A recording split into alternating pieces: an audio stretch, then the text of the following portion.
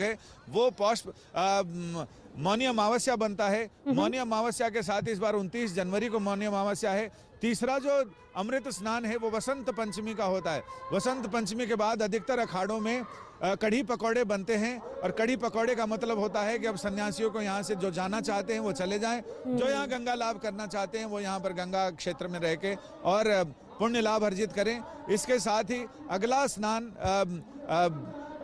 माघ पूर्णिमा का और महाशिवरात्रि का रहता है। तो माघ पूर्णिमा और महाशिवरात्रि के बाद औपचारिक रूप से कुंभ के सुजय संयोग की ग्रहों के चाल आगे बढ़ जाती है और कुंभ का योग लोगों की यादों में रह जाता है।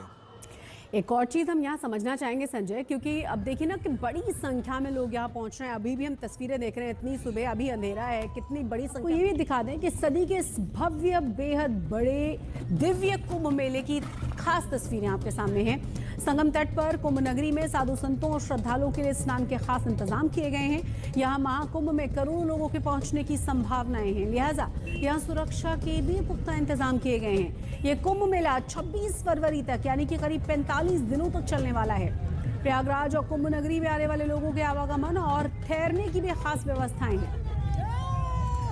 ज्यादा जानकारी के साथ हमारे संवाददाता संजय शर्मा लगातार जुड़े हुए हैं। संजय, अभी तो पौ फट चुकी है, सूरज देवता के हो सकता है कि दर्शन हुए हों, तस्वीरें जरा दिखा दीजिए। ठंड अभी भी महसूस कर पा रहे हैं हम दूर से, किस तरीके से लाखों की संख्या में लोग पीछे आपके नजर आ रहे हैं। भगवान जी हाँ, ठंड तो महसूस कर पा रहे हैं। भोर हो चुकी है लेकिन अभी तक सूर्य देवता के दर्शन नहीं हुए हैं। लेकिन इससे बिल्कुल बेपरवाह आम श्रद्धालु जो भारत की धर्मप्राण जनता है वो लगातार लोगों का लगभग 2 बजे से आने का सिलसिला जारी है। यहाँ प्रशासन के लोगों ने बताया और हमने देखा कि लोग घाट पर रात को ही 11 बजे आकर जम गए थे। चाहे ऊपर सिर पर छत हो नहीं हो कोई फर्क नहीं पड़ता। जहाँ फूस रखे हैं, कास फूस की ढेर, उसमें छुपकर लोगों ने रात गुजारी है। और जैसे ही रात 2 सवा 2 बजे लोगों ने गंगा में डुबकी लगाई है, क्योंकि ये पौष पूर्णिमा का जो पर्व काल है वो शुरू हो चुका है। और अब तक लगभग गंगा और यमुना के घाटों पर 30 लाख से ज्यादा लोग डुबकी लगा चुके हैं और इसके बाद भी लोगों के आने का सिलसिला जारी है। आखिर पौष पूर्णिमा का ऐसा क्या महात्म्य है जिसकी वजह से लोग ठंड की, रास्ते की परेशानियों की परवाह ना करते हुए और यहाँ लगातार पहुंच रहे हैं। हमारे साथ ज्योतिषाचार्य पंडित आशुतोष वार्ष्णेय जी हैं। आशुतोष जी, पौष पूर्णिमा पूरी हमारे पंचांग में कितना महत्व रखती है? वो भी कुंभ का अवसर है, कुंभ का शुभारंभ है और कुंभ के सुयोग के साथ ये पौष पूर्णिमा है। देखिए, पौष पूर्णिमा की जो तिथि है वो सबसे ज्यादा इम्पोर्टेंस रखती है, क्योंकि जो तिथियां होती हैं नंदा, भद्रा, जया, रिक्ता, पूर्णा, तो पूर्णिमा तिथि को बहुत शुभ मानते हैं। ये पूर्णा तिथि है, यानी कि आज के दिन किया गया कोई भी कार्य पूर्ण होता है। पौष पूर्णिमा का ये भी महत्व है क्योंकि कुंभ का प्रारंभ हुआ है। आज के दिन से श्रद्धालु कल्पवास का व्रत धारण करते हैं। तो व्रत धारण करने के लिए सबसे जो महत्वपूर्ण तिथि है वो पौष पूर्णिमा है।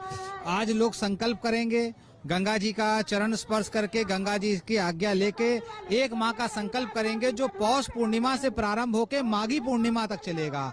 पूर्णिमा तिथि का विशेष महत्व होता है क्योंकि पूर्णिमा तिथि को चंद्रमा अपनी पूर्ण कलाओं से युक्त होता है। तो चंद्रमा की जो ग्रेविटी है वो जल को खींचती है, जल का में आकर्षण आता है और जो सूर्य चंद्रमा की जो ऊर्जाएं हैं वो जल में इस प्रकार का प्रभाव उत्पन्न करती हैं कि ऐसे शुभ मुहूर्त में जब हम स्नान करेंगे, दान करेंगे, तो उसका जो प्रभाव होता है मन के साथ तन पे पड़ता है, रोग प्रतिरोधक क्षमता का विकास होता है। तो गंगा जी को कहा जाएगा नेचुरल इम्यूनिटी बूस्टर। गंगा में इतनी सारी औषधियां हैं वो बह के आती हैं जब ग्रहों का संयोग होता है। जैसे बृहस्पति हो गए वृष राशि में, मंगल इस समय नीच राशि के हैं क्योंकि धनु लग्न में कुंभ का प्रारंभ हुआ है। जैसे ही सूर्य की किरण निकली है धनु लग्न का उदय हुआ है। धनु लग्न में सूर्य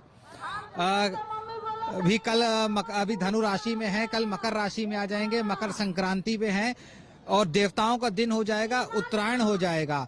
और जो ग्रहों का जो संयोग है यहाँ पर लोग अपने पितरों के नाम की डुबकी